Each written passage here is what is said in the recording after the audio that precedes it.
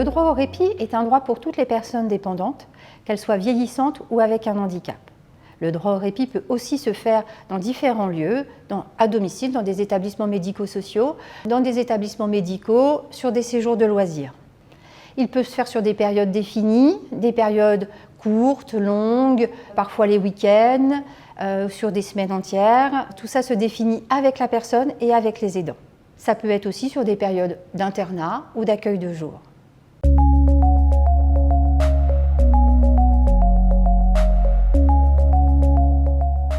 Je suis Madame Lawaoularim.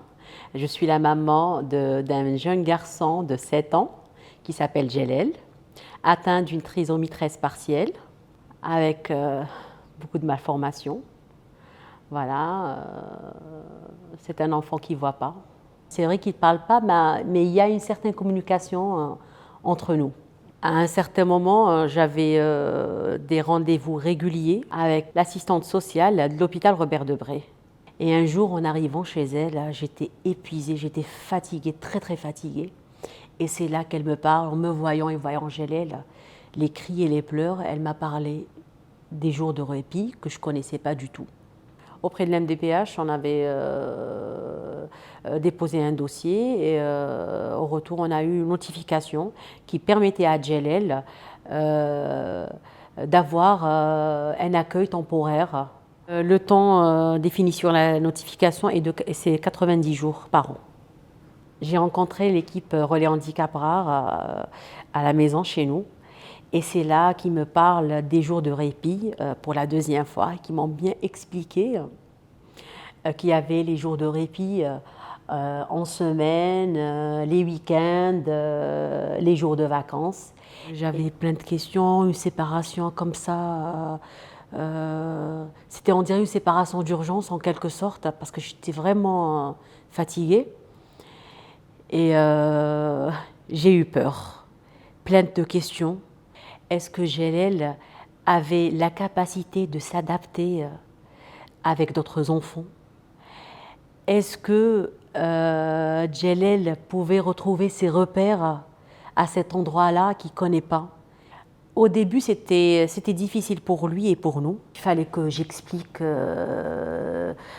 tout aux professionnels, détail par détail. J'allais souvent le voir, que ce soit avec l'équipe ou moi seule avec lui. Et petit à petit, il commence à se détacher un peu de nous, de la famille, de moi, et de passer plus de temps avec les professionnels. Il a le contact avec les autres et le contact avec les enfants. Alors qu'auparavant, c'était difficile d'établir ce contact-là et des relations avec les autres. Maintenant, c'est plus comme avant. Il y a cette communication, quoi. On sent que même lui, il a cette capacité de s'adapter. Il peut me le passer au téléphone. Même il ne parle pas, il reconnaît ma voix. Je l'entends sourire avec des petits cris de temps à autre. Je chante un peu des comptines et voilà, et j'aille le voir dans la semaine. Le week-end, il revient à la maison dans la journée, il passe la journée avec nous. Quand Djelel revient à la maison, tout le monde est heureux. Djelel, nous, les parents, le grand frère, on a plus d'énergie, plus de force pour l'accueillir et pour s'occuper de lui. Je pouvais être plus disponible pour son grand frère. Plus de temps pour moi-même, aller chez le médecin, faire des courses que je ne pouvais pas faire avant. C'est une solution, ces jours de répit pour les familles, et pour notre famille en particulier. C'était la solution.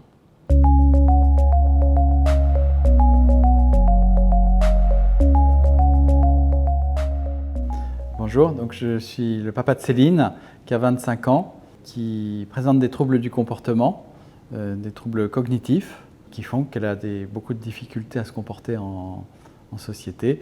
Elle est atteinte d'un retard intellectuel, mais qui n'est pas trop handicapant. Elle est capable de lire, de parler.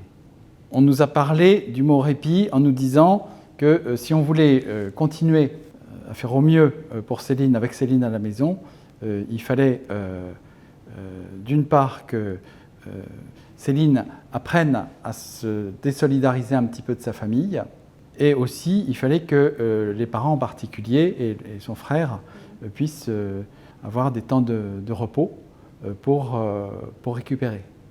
Elle était à la fois contente de revenir à la maison, de retrouver une ambiance familiale, mais aussi contente de repartir parce qu'elle allait se retrouver dans un milieu qui ne lui était pas désagréable. On a appris à utiliser ce temps et c'est un temps qui est extrêmement agréable.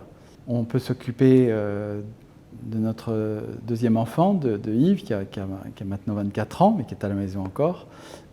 Essayer de rattraper du temps perdu. On peut s'occuper de nous. On ne vit plus sous la contrainte d'avoir à s'occuper de Céline. Donc on peut prendre du temps pour nous aussi. Et ça nous permet de continuer. Autrement dit, c'est un répit, oui, mais ça participe aussi à l'amélioration de l'état de Céline. Et effectivement, quand on va chercher Céline, à la fin de la semaine, elle est heureuse. Elle fait des ateliers de peinture, de théâtre, de musique, des sorties, et ça se passe très bien. Elle emporte son oreiller, elle emporte sa couverture, elle emporte une poupée, mais ça ne va pas plus loin. Les séjours de répit sont utiles pour le jeune, sont utiles pour la famille, mais sont utiles aussi pour les encadrants, qui ont besoin de prendre un petit peu de recul, qui voient le jeune toute la semaine et qui sont parfois à saturation, en tout cas pour ce qui concerne Céline, et donc qui peuvent prendre un petit peu de recul pendant quelques jours avant de pouvoir l'accueillir à nouveau. L'établissement dans lequel va Céline est plein de compétences, de gens qui veulent construire quelque chose et qu'on a tendance à leur faire confiance. Avec l'expérience, on se rend compte que ces gens-là savent ce qu'ils font. Dans la mesure où on accepte de faire confiance, il faut essayer une fois, essayer 2 fois, et puis après on peut prendre sa décision. Le répit est une formule intermédiaire qui est très intéressante.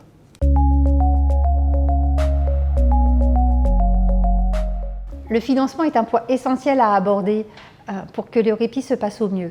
Certaines instances peuvent être aidantes pour le financement des répits, comme les MDPH, les mutuelles, les associations, l'aide sociale à l'enfance, la CAF, la CEPAM, mais aussi des aides exceptionnelles qui peuvent être demandées aux mutuelles.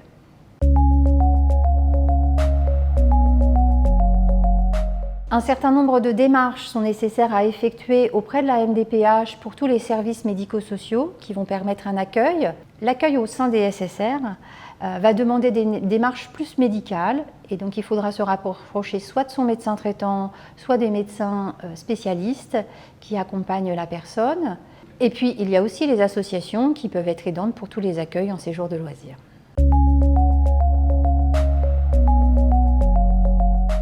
Pour conclure, il est important de se rappeler qu'on n'est pas seulement des aidants et que le répit est un droit pour tous.